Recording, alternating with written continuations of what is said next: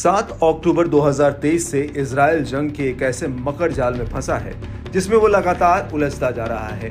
Gaza युद्ध से हुई शुरुआत अब आगे बढ़कर लेबनान तक आ पहुंची है। इजरायली सेना दोनों ही मोर्चों पर सीधा युद्ध लड़ रही है।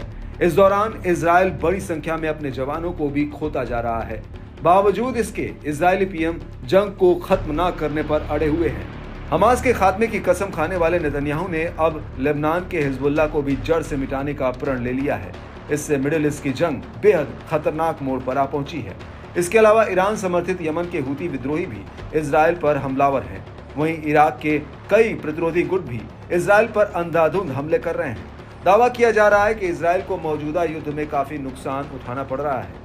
इजराइल सिर्फ अपने सैनिकों को ही नहीं बल्कि अपने सैन्य साजो सामान से भी हाथ धो रहा है। लड़ाके चुन चुनकर और घात लगाकर इजरायली बलों का शिकार कर रहे हैं। इस बीच इजरायली अखबार येदिओत अहरोनोत ने बड़ा दावा किया है। रिपोर्ट के मुताबिक हाल के महीनों में कम से कम 6 इजरायली सैनिकों ने सुसाइड किया है। दावा है कि इजरायली सैनिकों ने गाजा और दक्षिणी लेबनान में लंबे समय से चल रही जंग के चलते ये जानलेवा कदम उठाया।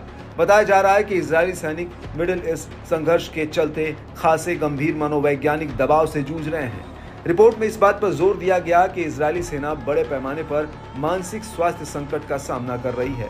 जांच से पता चलता है कि सुसाइड की असल संख्या इससे भी कहीं ज्यादा हो सकती है। दरअसल इसे लेकर इजरायली सेना ने अभी तक कोई आधिकारिक आंकड़े नहीं जारी किए हैं।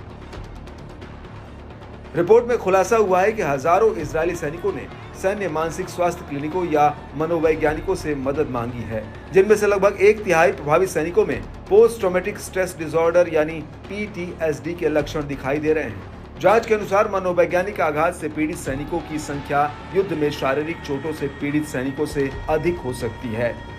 रिपोर्ट में एक्सपर्ट्स के हवाले से बताया गया कि सैनिकों के मानसिक स्वास्थ्य संकट के बारे में तस्वीर तब साफ होगी जब सैन्य अभियान पूरे हो जाएंगे और सैनिक सामान्य जीवन में लौट आएंगे। बीते मार्च महीने में इजरायली सेना के मानसिक स्वास्थ्य विभाग के प्रमुख ने बड़ा खुलासा किया है। इजरायली अखबार हारेज को लुसियन तात्सालार ने बताया कि लगभग 1700 सैनिकों को मनोवैज्ञानिक उपचार मिला है। तब से कई रिपोर्ट सामने आई हैं, जिसमें दावा किया गया कि गाजा और दक्षिणी लेबनान में लंबे समय तक तैनाती से हजारों सैनिक मानसिक तनाव से त्रस्त हैं। बता दें कि पिछले साल हमास के हमले के बाद से गाजा पर इजराइल के बड़े स्तर पर हमले से क्षेत्रीय तनाव बढ़ गया है। इसमें 44,000 से ज्यादा लोग मारे गए हैं, जिनमें ज्यादातर महिलाएं और बच्चे हैं। बहरहाल ये चौंका देने वाली खबर इजरायली पीएम नेतन्याहू के लिए बड़े झटके से कम नहीं है। एक तरफ जहां नेतन्याहू हमास के चुंगल में फंसे इजरायलियों को छुड़ा नहीं पा रहे हैं, वहीं अब तक जंगी मैदान में तैनात इजरायली जवानों की ओर से उठाया जा रहा जानलेवा कदम इजरायली भविष्य के लिए अच्छे संकेत नहीं दे रहा है। तो वहीं नेतन्याहू की साख भी अब दांव पर लग गई है।